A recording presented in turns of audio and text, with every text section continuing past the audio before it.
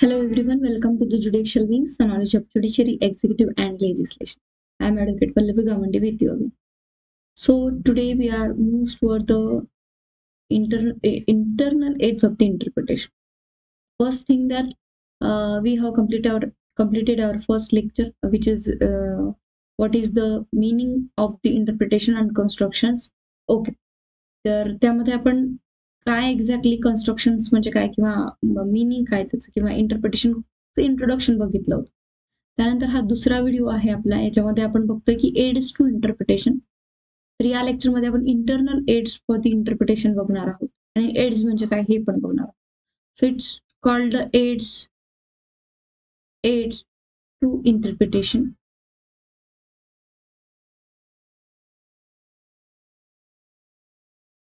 Aids to interpretation. Okay, this is the heading of today's chapter 2 of the international interpretations of the statutes. Sir सगळ्यात आधी आपल्याला हे समजणं गरजेचं आहे की exactly what is the interpretations aids. ठीक आहे, सगळ्यात महत्वाचं आपल्याला की इंटरप्रिटेशन एड्स म्हणजे काय आहे. So it is a device to helps or assist for the purpose of constructions of or interpretations of the code to take a recourse to various internals and externals. हे जे internal AIDS आहेत सगळे जे आपल्या already आपल्या बॅरॅक्ट्स मध्येच दिलेले आहे, ऑलरेडी आपल्या बुक्स मध्येच दिलेले आहे सगळे. ते काय आहे ते आपण आता नंतर बघूया. बट यांचं काम काय आहे, तर काम आहे to help and assist. Okay, to help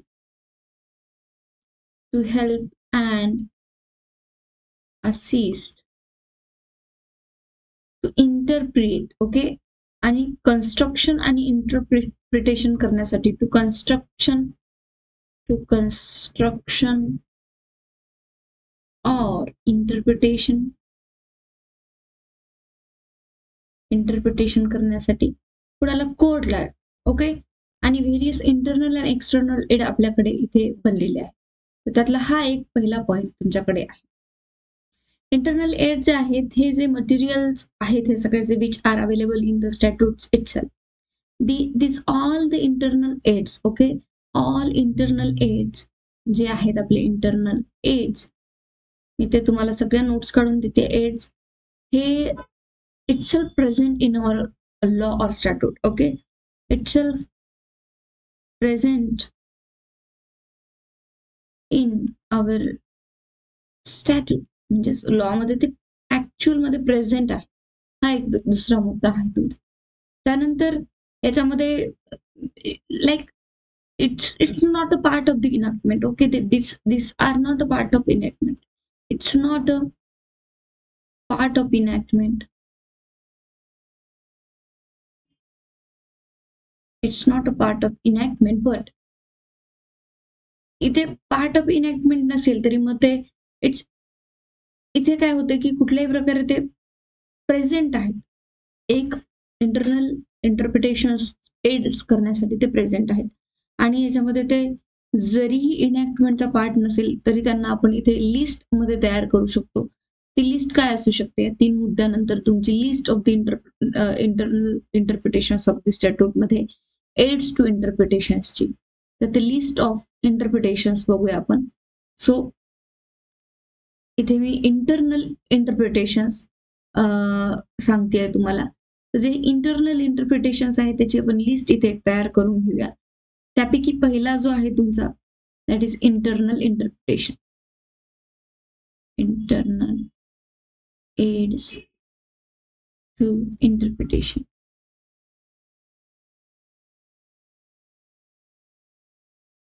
interpretation काय आहे तर लिस्ट बघूया. द फर्स्ट वन इज, पहिला तुमचा जो आहे. ओके, ह्या नोट्स खूप महत्वाच्या आहेत कारण हा तुम्हाला रिवाइज करून जाताना एक्झामच्या कामाला येणार आहे. It's include first that is long title. जे की आपल्या कायद्याचं कुठलाही बॅरॅक्ट तुम्ही जर घेतला ते तुम्हाला लॉंग टायटल मिळतं. ठीक आहे की नाही, लॉंग टायटल. ओके, तर आपण आता सरळ लॉंग टायटल आणि इंटरनल एड्स टू इंटरप्रिटेशन मध्ये टायटल्स नुसारच जाऊया. ओके, सगळ्यात आधी लॉंग टायटल काय ते आपण बघूया, नंतर मग लिस्टकडे एक तुम्ही लिस्ट इथे तयार करून घेऊ शकता. सेपरेटली आपण बघणार आहे. इंटरनल इंटरप्रिटेशन्स मीन्स व्हॉट, तर याचं थोडक्यात जर आपल्याला डिफाईन करायचं असेल तर it's means such aid which are available in the statute itself. जे मी तुम्हाला सांगितलं की ऑलरेडी अवेलेबल, जसं की लॉंग टायटल, मी एक उदाहरण इथे देते तुम्हाला. लॉंग टायटल ऑलरेडी अवेलेबल आहे आपल्या कायद्यामध्ये, शॉर्ट टायटल ऑलरेडी अवेलेबल आहे. Okay, each and every part of an enactment helps in interpretation.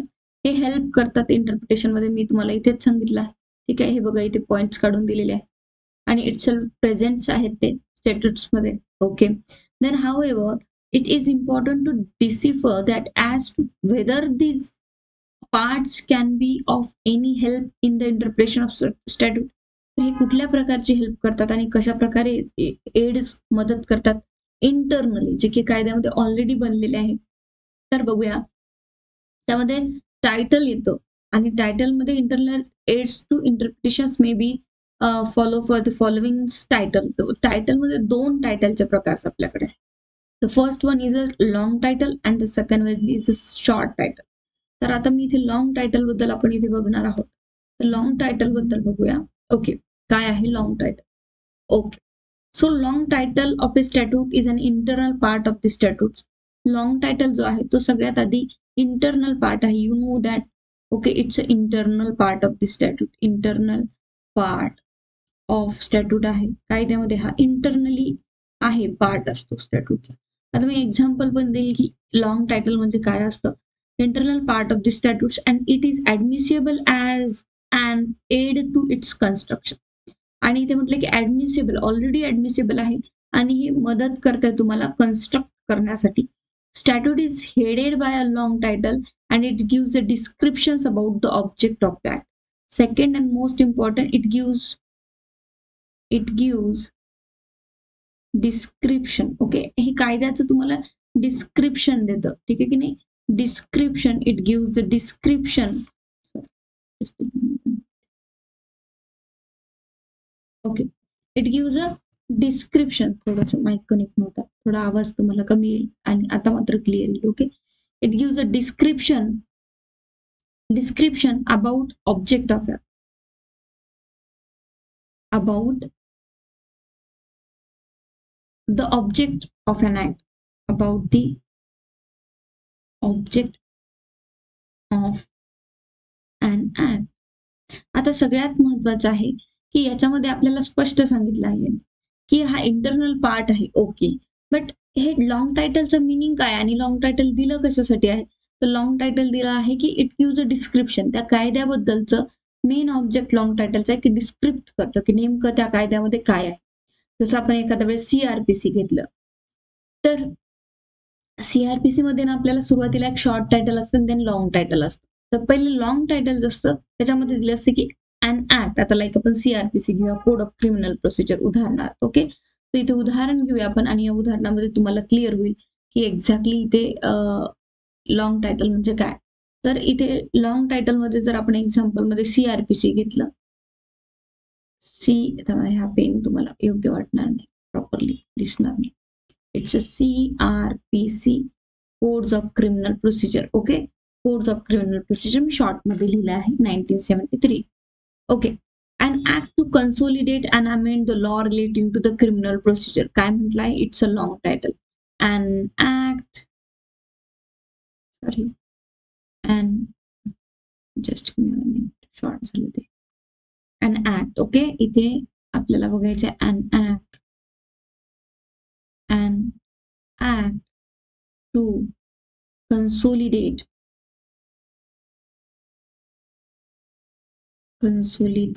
and amend the law relating to the criminal procedure.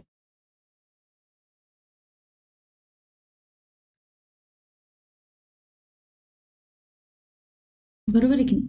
So relating to the criminal procedure जे आहे त्याच्यामध्ये जेवढेही काही criminal procedure आहे त्याच्या संबंधित सगळे रिलेटिंग टू द क्रिमिनल प्रोसिजरचे जे लॉ आहे ते आम्ही कन्सोलिडेट केलेले आहे. कन्सोलिडेट मीन्स एकत्रित आणले. जे काहीही नियम, जे काहीही रूल्स इथे लागत आहेत, कशासाठी लागत आहेत? क्रिमिनली प्रोसिजरसाठी लागत आहेत. तर क्रिमिनल प्रोसिजरचे सगळे जे रूल आहेत आम्ही इथे काय केलेले आहे, कन्सोलिडेट केले, एकत्र केले आणि त्यांना वारंवार आम्ही इथे अमेंड पण करतो लॉनुसार. इट्स अ लॉंग टायटल म्हणजे हे जे लॉंग टायटल आहे तुमचं हे काय करताय, डिस्क्रिप्शन देत आहे तुम्हाला कशाबद्दल, लॉंग टायटल डिस्क्रिप्शन देत आहे पूर्ण कायद्यामध्ये पुढे काय असणार आहे, म्हणजे CrPC code of criminal procedure 1973 मध्ये पूर्ण याचा ऑब्जेक्ट काय आहे कायद्याचा, तर हे इथे सांगण्यात येतं. It's called the long title.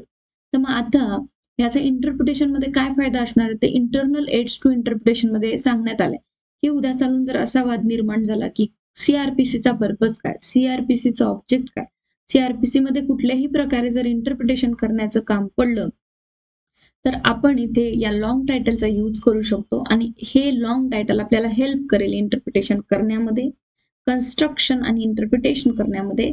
Yes, and act हा जो कायदा आहे इथे कन्सोलिडेट करताय प्रत्येक प्रकारचे असे रूल्स, प्रत्येक प्रकारचे सेक्शन्स आणि प्रत्येक प्रकारच्या मेथड्स, नेचर्स आम्ही इथे कन्सोलिडेट करतो, एकत्रित आहे या सगळ्या कायद्यामध्ये. देखील क्रिमिनल त्या सगळ्या रूल्समुळे क्रिमिनल प्रोसिजर कोड बनला आहे.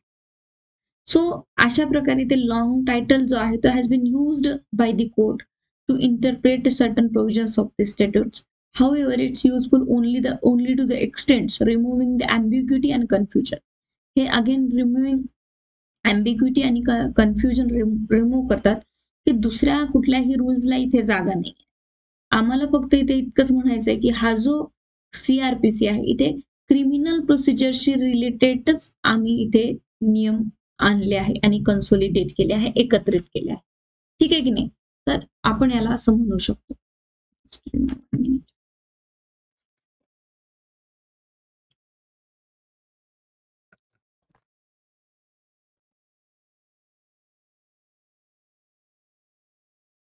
ओके, सो बाकी आम्ही इथे काही रूल्स दिलेले नाही आहे जर इंटरप्रिटेशनचं काम पडलं तर. It's useful only to extent of removing the ambiguity and confusions, and it is not a conclusion aid to interpret the provision of this statute. Ambiguity remove करण्यासाठी आपला इथे सगळ्यात मोठा पर्पज जो आहे तो अँबिग्युटी रिमूव्ह करण्याचा आहे. Okay, now come to the next, that is आपण आता पुढे येऊया आणि पुढच्या मुद्द्याकडे वळूया. आपण लॉंग टायटल काय ते बघितलं की लॉंग टायटल एक डिस्क्रिप्शन देतं. कायद्यामध्ये प्रत्येक कायद्यामध्ये लॉंग टायटल आणि शॉर्ट टायटल असतं. बिकॉज आपल्याला ड्राफ्टिंग करायचं आहे, आपल्याला कायदा बनवायचा, तर कायद्यामध्ये काय काय आहे किंवा ते कशा पद्धतीत बनलं जातं हे सगळ्या गोष्टी आपल्याला माहिती असणे गरजेचं आहे. सेकंड वर येऊया आपण, दॅट याच्यामध्येच काही प्रोव्हिजन्स पण त्यांनी अजून दिले की लाईक री केरला एज्युकेशन बिल जे आपल्याकडे होतं त्यामध्ये supreme court held that the policy and purpose may be deducted from the long title and preamble in Manohar Lal versus state of Punjab. Long title of the act is relied as a guide to decide the scope of the act. त्याच्यावर एक केस law पण आहे, तर ती केस law आहे की Manohar Lal versus state of Punjab.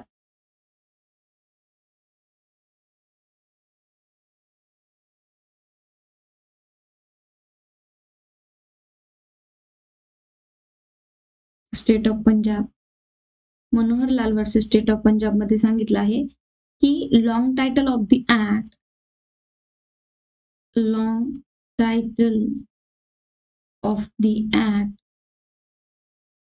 Long title of the act is relied as a guide, relied as a guide to decide the scope of the act. की हा आहे तो स्कोप, ऍक्टचा स्कोप इथे डिसाइड होतो, त्यामुळे हा एक प्रश्न आहे. त्यानंतर पुढे येऊया, that although the title is a part of this act, it is in itself not a enacting provision. हा एक itself enacting provisions नाही आहे. ओके, अँड तो useful in the case of ambiguity, फक्त हे अँबिग्युटी इन क्लिअर मिनिंग साठी use केला जातो. त्यानंतर आपण येतोय short टायटलवर.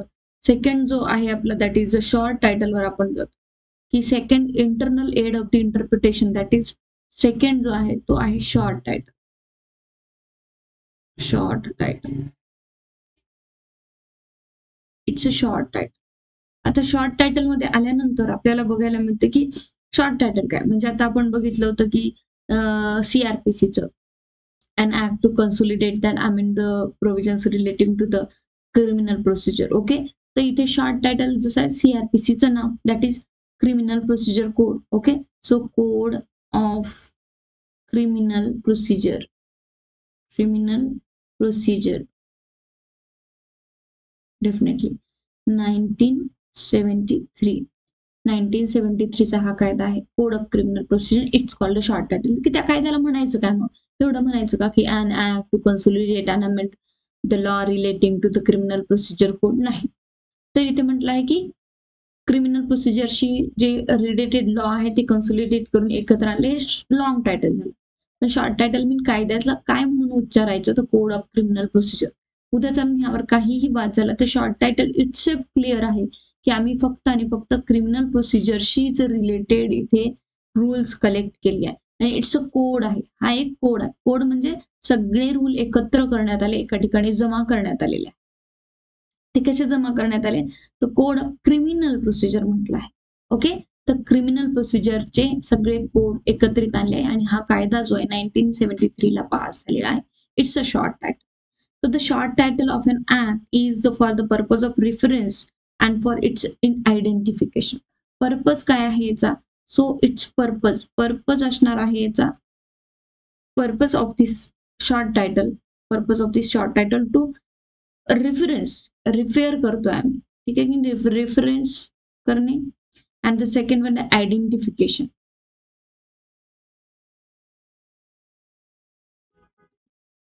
Identification it's ends with the year of the passing of this act. End कुठे होता की याचं जे शॉर्ट टायटल आहे, एंड कुठे होतं इथे, इयर ऑफ द पासिंग वर 1973 वर. Okay, and example the Indian Pinal code, the Indian evidence act 1872, the code of criminal procedure code, हे सगळे एक्झाम्पल म्हणजे कायद्याचं जे बेसिक नाव असतं ते. The short title is generally given at the beginning with the words. The short title जो आहे तो definitely beginning with the word होतो. This short title is generally given at the beginning with the word. याचं म्हणणं आहे की beginning with the words म्हणजे दिस act may be called, असं आपण म्हणतो की याची जी सुरुवात होते, this act may be called the code of criminal procedure. For example section 1 of the Indian evidence act जो असतो, युजली शॉर्ट टायटल सेक्शन 1 मध्ये दिलेले असतं. That says this act may be called the Indian evidence act, even though short title is a part of the statutes. Okay, it does not have any role in the interpretations of the provision of this act. जरी हा part आहे कायद्याचं, पण interpretation मध्ये असा काही त्याचा particularly role नाही आहे, पण तरीही शॉर्ट टायटल कधी ना कधी इंटरनली एड्स बनून म्हणू शकतं की लाईक जर नावावर काही ते कन्फ्युजन झालं तर, ठीक आहे. So it's a short title comes under the internal aids of the interpretation. The third आहे आपलं, that is preamble.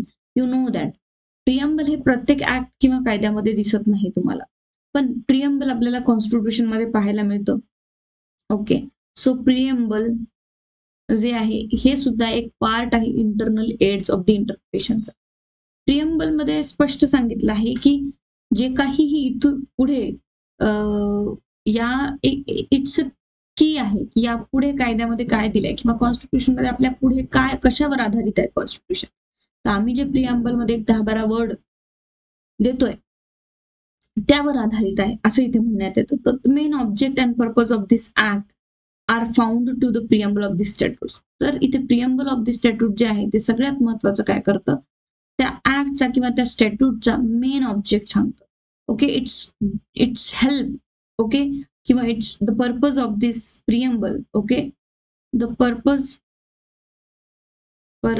Of the preamble. प्रिएम्बलचा पर्पज आहे की to the main object, to disclose the main object and purpose of the law. Okay, to help or disclose म्हणू शकतो आपण, to disclose the main object and purpose of the statute.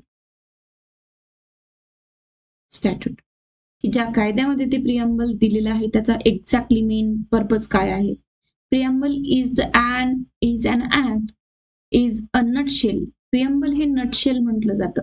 Nutshell म्हणजे याच्यामध्ये पूर्णच दिलेलं आहे तुम्हाला. एक आपण जर इंडियन कॉन्स्टिट्यूशन बघितलं तर तुम्ही बघू शकतात की इव्हन सॉव्हरेन, सोशलिस्ट, सेक्युलर, त्यानंतर जस्टिस, सोशल, इकॉनॉमिक ह्या सगळ्या गोष्टी आपल्याला प्रिअम्बल मध्ये दिल्या आहे आणि हे नटशेल मध्ये असतं. ठीक आहे की नाही? It is a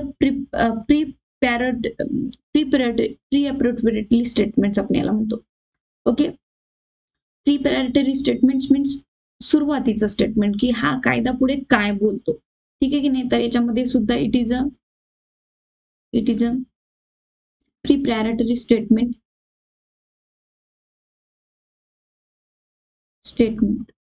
definitely it's a preparatory statement आहे. कारण हे क्लिअर करतं की समोर म्हणजे इट्स अ ट्रेलर आपण म्हणू शकतो की पुढे पिक्चर मध्ये काय याचा ट्रेलर आहे ते तुम्हाला देतो. सो इट्स देन पुढेच दिलाय it content the recital showing the reasons for the enactment of the act. Okay, so it shows the reasons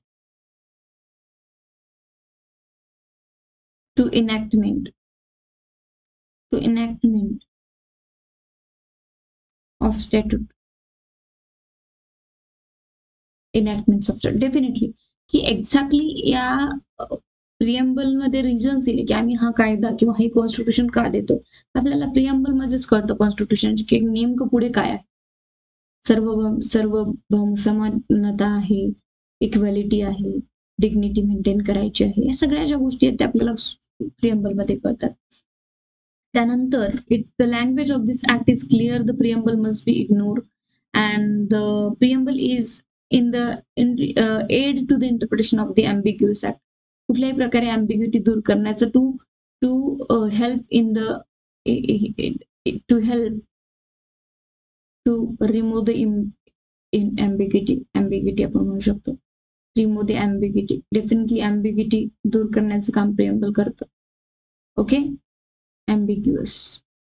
कारण काय की उद्या चालून सपोज एखाद्या कॉन्स्टिट्यूशन मध्ये वाद झाला निर्माण आणि तो वर्ड जो आहे तो कॉन्स्टिट्यूशनच्या प्रिअम्बल मध्ये नाहीच आहे, तर आपलं कॉन्स्टिट्यूशन तशा गोष्टींना प्रोटेक्ट करत नाही. कारण की इव्हन प्रिअम्बल सुद्धा त्याबद्दल काही बोलत नाही.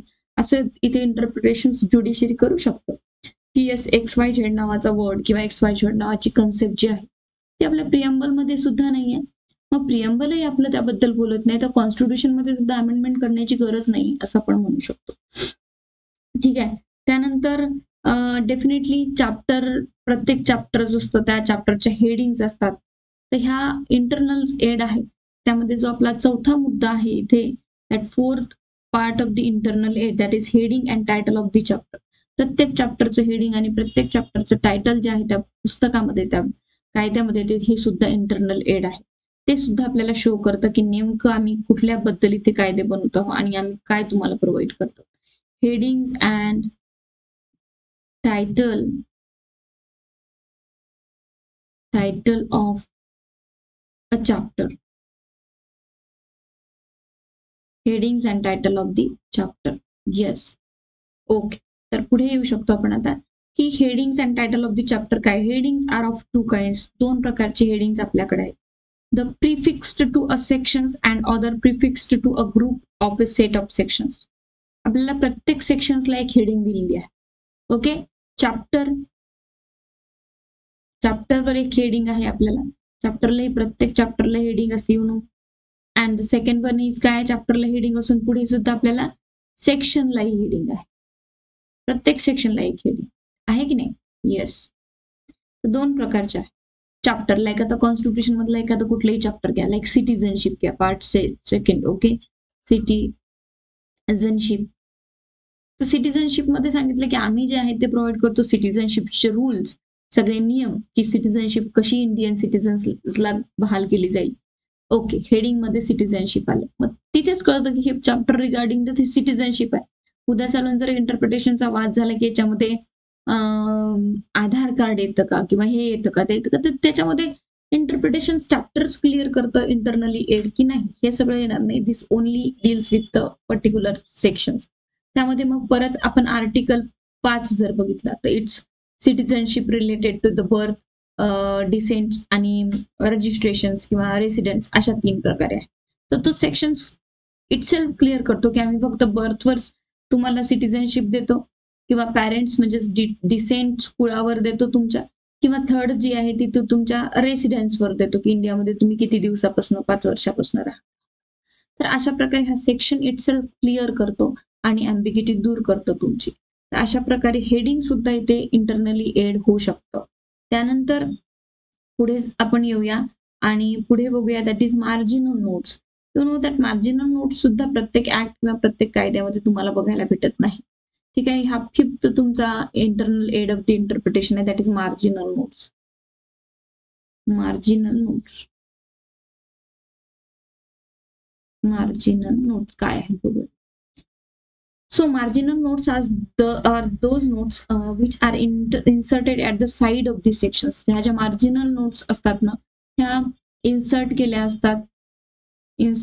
असतात that is inserted at the side of the section. At the side of the section. अगदी सेक्शनच्या बाजूला लाईक तुम्ही जर कॉन्स्टिट्यूशनचा 368 आर्टिकल बघणार तर त्याच्या साईडला एक मार्जिनल नोट दिलेली आहे. तर the effect of this section stated की या सेक्शनचा काय इफेक्ट होणार आहे. Marginal notes that and express the effect of that section. Okay, it express effect of section किंवा आर्टिकल. 3 मध्ये येऊया आपण की marginal notes appended to the article of the constitution have been held to constitute a part of the constitution as a passed by the constituent assembly and therefore they have been made us of the constituting article. तर 100% इथे आपल्याला म्हटलं आहे की marginal note एक margin create करून तुम्हाला सांगतं की एक पास केलेला आहे वगैरे. सो याच्यामध्ये आपण बघू शकतो की एक केस आहे याच्यामध्ये विल्कस वर्सेस गुडविन. ओके, एक केस मी तुम्हाला इथे देते आहे that will case versus E आहे हा versus Goodwin.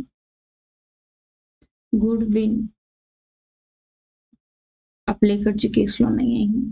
The court held that the side notes are not part of the act and hence marginal notes can not be repaid. तर इथे स्पष्ट म्हटलं आहे की side notes are not part of the act. Side notes are not part of the act. That's why marginal notes cannot be referred. Marginal notes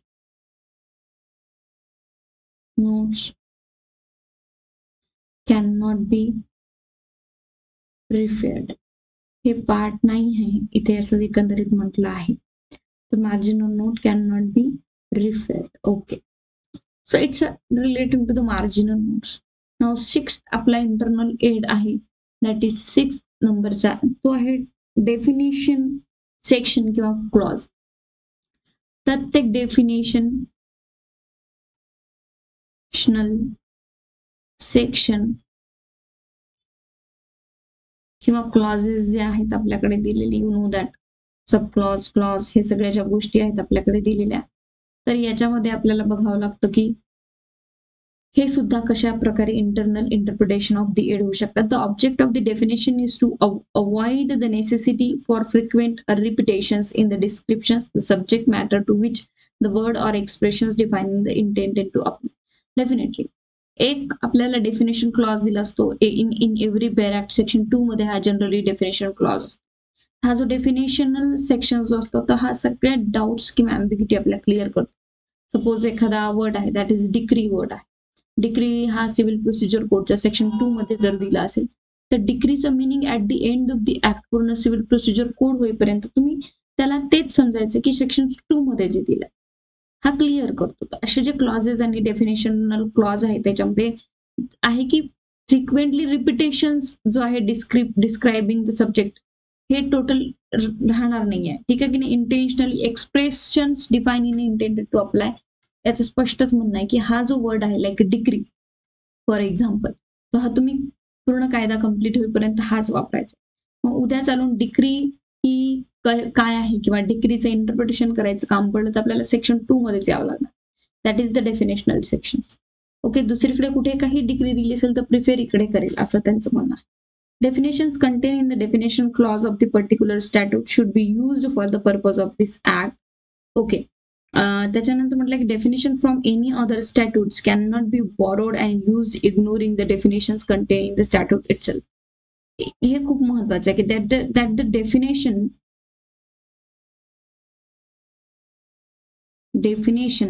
from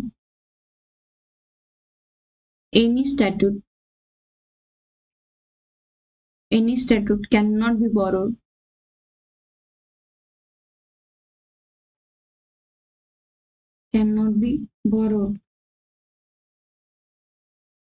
and used ignoring the definition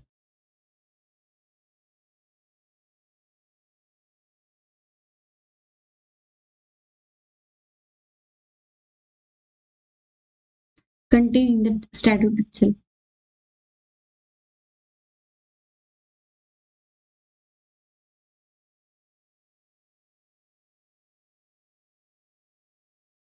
okay, यांचं स्पष्ट म्हणणं आहे की प्रत्येक कायद्यामध्ये sectional definitional sections दिलेला आहे, clause दिलेला आहे आणि त्या क्लॉज आणि डेफिनेशनच्या सेक्शन्सला सोडून तो जो कायदा आहे, तो जो लॉ आहे इटसेल्फ एक क्लिअर करतो की ही आम्ही डेफिनेशनल क्लॉज दिलाय आणि यातूनच तुम्हाला डेफिनेशन यूज करायचे. तुम्ही म्हणाल की नाही तिकडे तर डिग्रीचा मिनिंग वेगळा दिला, इकडे डिग्रीचा मिनिंग वेगळा दिला,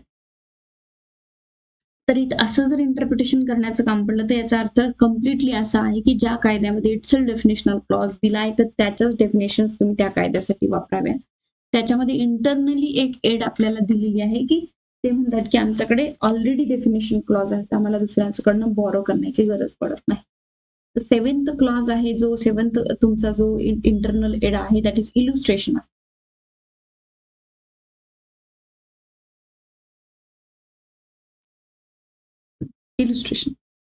दॅट इलुस्ट्रेशन सुद्धा ऑलरेडी आपल्याकडे यू नो दॅट की IPC contract act transfer of property बघतो आपण. अनेक सेक्शन जे क्लिअर नसतात किंवा ते जे लँग्वेज क्लिअर होऊ शकत नाही तर त्यांना आपल्याला खाली एक इलुस्ट्रेशन उदाहरण देऊन आपल्याला समजून सांगितलं जातं की याच्यामध्ये काय आहे काय नाही. So illustration is enactment provided by the legislations are valuable aids. It's a valuable aid. खरंच खूप महत्वाचं आहे, कारण जर इलुस्ट्रेशन नसेल तर भरपूर काही गोष्टी क्लिअर व्हायला आपल्याला मदत होत नाही. सो व्हॅल्युएबल डेफिनेटली आहे. इट्स अ व्हॅल्युएबल एड याला म्हणता येईल. And in the understanding the real scope, त्याच्यामध्ये आपल्याला अंडरस्टँड होतं रिअल स्कोप मध्ये. ठीक आहे, रिअल स्कोप की एक्झॅक्टली या प्रोव्हिजनला काय म्हणायचं आहे, त्याचा नेमका स्कोप काय, तर हे आपल्याकडे इथे काय होतं क्लिअर होतो. त्यानंतर एक महेश चंद्र शर्मा वर्सेस राजकुमारी शर्माची केस आहे. It was held that the illustrations are the part of the sections and is helps to elucidate the principles of the sections.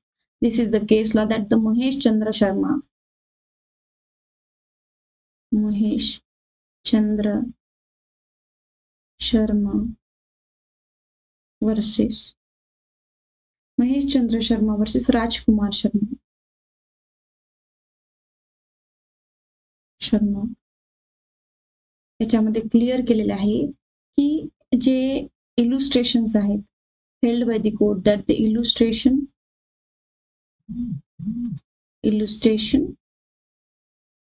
illustrations are part of the sections.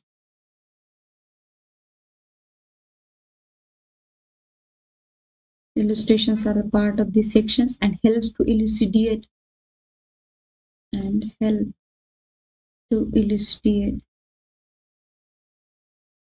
the principle of section.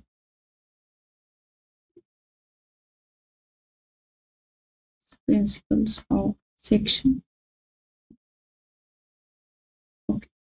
Okay, so this is the portion. Now come to the next, that is proviso. We know that each and every act have a proviso. आपल्याकडे 8 नंबरचा जो internal interpretations आहे aids, that is proviso. Provided that आपण बघतो प्रत्येक सेक्शनला जवळपास proviso किंवा provided that असतं, की या सेक्शनमध्ये क्लिअरली जनरल एक्सप्लेनेशन तर हे सांगतं, बट हे असंही असू शकतं किंवा एखाद्या वेळेस आपण म्हणतो की लाईक आपण घेऊ शकतो की तुम्ही केव्हाही सूट फाईल करू शकता, बट खाली दिलं असतं की नाही, पण अशी कंडिशन असेल तर तुम्ही ओन्ली 6 मंथ्समध्ये सूट फाईल करायला पाहिजे. तुम्ही असं केव्हाही करू शकता, but in the case provided that you can not so. So अशा प्रकारचे काही दिलेले असतात प्रोव्हायझो. दॅट इज क्लिअर आहे की इंटरनली कुठल्या गोष्टीचं सपोज एखाद्या वेळेस म्हटलं आहे की according to the section 6 of the specific relief act, यामध्ये सांगितलं आहे की you can file suit after the dispositions, okay, for the position and डिस्पोजिशनसाठी. त्यानंतर एक प्रोव्हायझो खाली देतात आणि प्रोव्हायझो नंतर provided that but you must be file the suit within a 6 months. So this is like a proviso. उद्या चालून जर त्या टाइम पिरियडवर काही इंटरप्रिटेशन करायचं असेल तर प्रोव्हायझो क्लिअर करतं की येस नाही. जनरल रूल जरी असा म्हणत असेल पण प्रोव्हायझो खाली दिलेले आहे. तर general rule of the section specific रिलीफचा 12 जो सेक्शन जर घेतला तुम्ही तर त्यामध्ये म्हटलंय की you can not you shall not performs your part of the contract. जर तुम्हाला स्पेसिफिकली रिलीफ पाहिजे असेल तर तुम्हाला फुल कॉन्ट्रॅक्ट परफॉर्म करावं लागेल, पार्टमध्ये करता येणार नाही. बट खाली 3 प्रोव्हायझो देऊन परत ते क्लिअर करतात की तुम्ही पार्टमध्ये प्रोव्हायझो क्लिअर करतो की पार्टमध्ये कॉन्ट्रॅक्ट परफॉर्म करू शकतात जर दोन्ही पार्टी किंवा समोरची पार्टी रेडी असेल तर. So this types of proviso to help the court in the interpretations of whatever suit is before the court for the discussions and pending for the conclusion. So अशा प्रकारे ते इंटरप्रिटेशन्स करू शकतात आणि मग ते म्हणू शकतात की the internally aid that is proviso is given in that particular sections and it's clear that. त्यामुळे आम्ही अशा प्रकारच्या निर्णयावर पोहोचलोय असं कोर्ट म्हणू शकतो. The normal functions of the proviso is to accept and deal with case which would otherwise fall within the general language of the means enactment. जी general language आहे, जनरल रूल आहे, इट्स फर्स्ट थिंग दॅट की it is the exception to the general rule आपण म्हणू शकतो. General rule to section. कोणत्याही सेक्शनमध्ये general rule जो असतो तो म्हणतो की असं करता येतं, पण नंतर खाली प्रोव्हायझर म्हणते की नाही, काही कंडिशन आहे असं करता येतं पण अशा स्थितीत ते करता येणार नाही, लाईक दॅट. सो इथे within the general language of the main act, जी जनरल रूल किंवा जनरल लँग्वेज आहे मेन ऍक्ट ती त्याला हे परंतु करतं. And it's effect in a confine that the case there may be a cases in which the language of the statutes may be so clear that the proviso may be constitute and substantive clause आहे हा एक. So, but whether a proviso is construed and restricting them to the main purpose, it's here restriction and the restricted to the main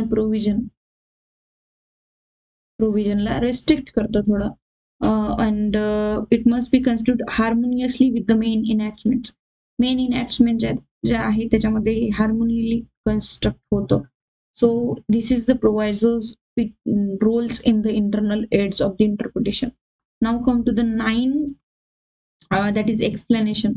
बऱ्याच ठिकाणी आपल्याला explanation दिलं असतं आणि हे एक्सप्लेनेशन आपल्याला क्लिअर करतं. You know that. मी जर एखादं उदाहरण सांगू शकेल तुम्हाला की एक सेक्शन घ्या, लाईक सिव्हिल प्रोसिजर कोडचा रेस ज्युडिकेटा आपण सेक्शन घेऊया उदाहरणार्थ. त्या रेस ज्युडिकेटामध्ये पहिले सांगितलं आहे की रेस ज्युडिकेटा म्हणजे काय. You can not file you shall not file the suit which is already decided by which was already decided by any court which is we called former suit. तर मग आता फॉर्मर सूट म्हणजे नेमका कोणत्या प्रकारचा सूट, तर हे त्या एक्सप्लेनेशन मध्ये दिलेलं आहे. दॅट कन्स्ट्रक्टिव्ह रेजुडिकेटा म्हणजे काय, अटॅक काय, डिफेन्स काय, हे तिथे 8 एक्सप्लेनेशन दिले त्यांनी. वर्ड टू वर्ड तिथे क्लिअर केलंय की एक्झॅक्टली आम्हाला हे जे शब्द आम्ही सबस्टेंटिव्ह लिटिगेशन्स म्हणजे काय, ओके, हे सगळे शब्द एक्सप्लेन करून दिले आहेत. तर प्रत्येक वेळेस जिथे एक्सप्लेनेशनची गरज पडते ते इंटरनली हे एक्सप्लेनेशन उपलब्ध असतं त्या कायद्यामध्ये. तर या एक्सप्लेनेशन थ्रू इथे इंटरनली एड होऊ शकतं. दुसरीकडे जायची गरज नाही किंवा दुसरे काही रूल्स कोर्टाला वापरण्याची गरज नाही. The explanation is added to its sections to elaborate upon and explain to the meaning of words. तर पहिला जो एक्सप्लेनेशनचा पर्पज आहे to elaborate, okay, elaborate Okay, elaborate and explain the meaning of the word.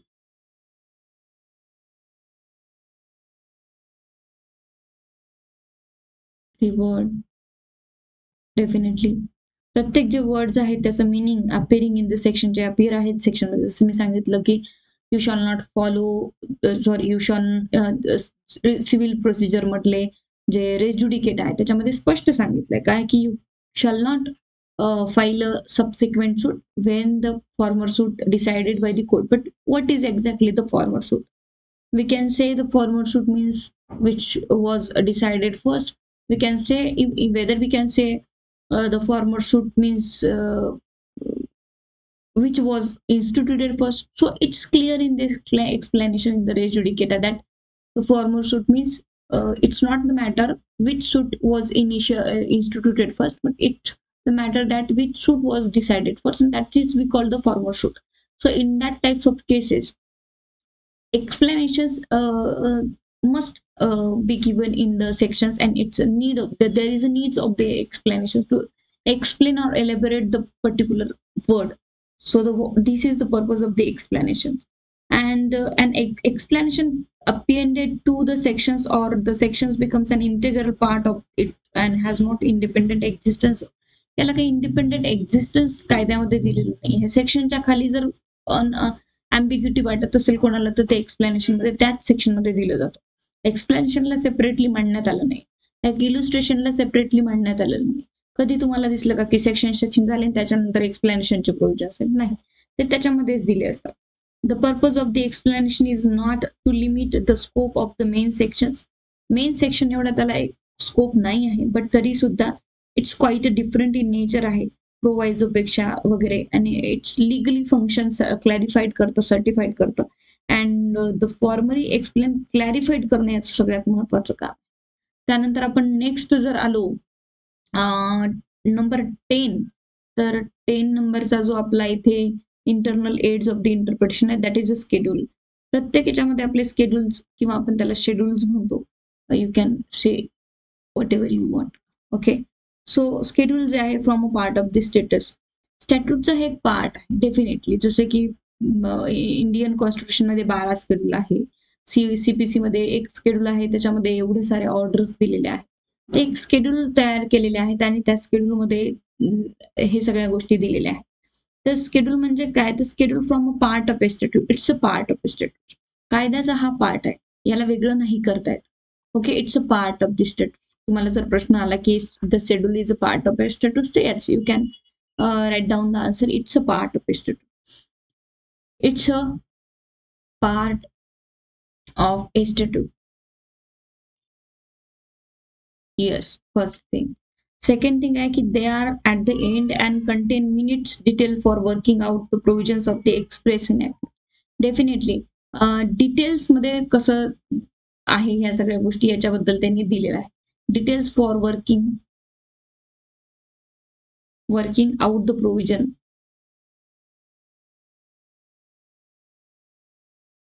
working out the provisions of the express enactment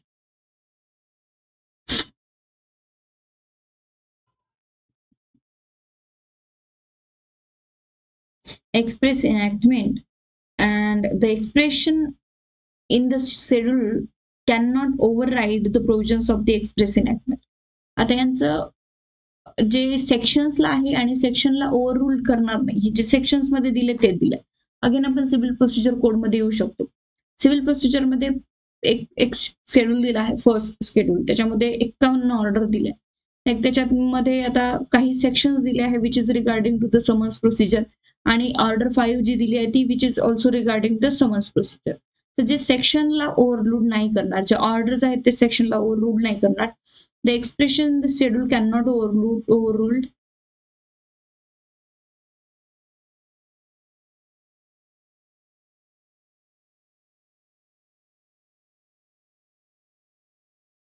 schedule cannot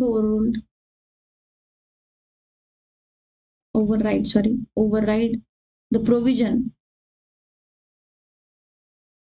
provision of the express enactment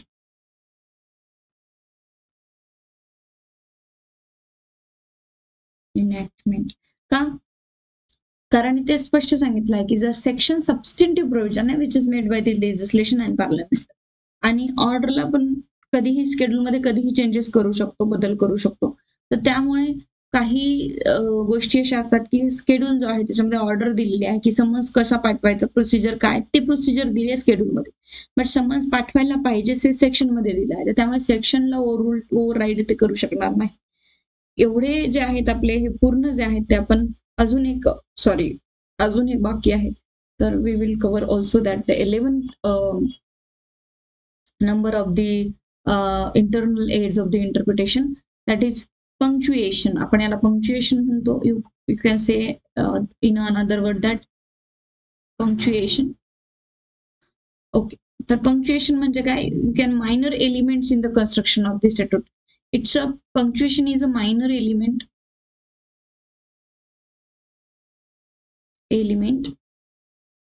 in the construction of statute.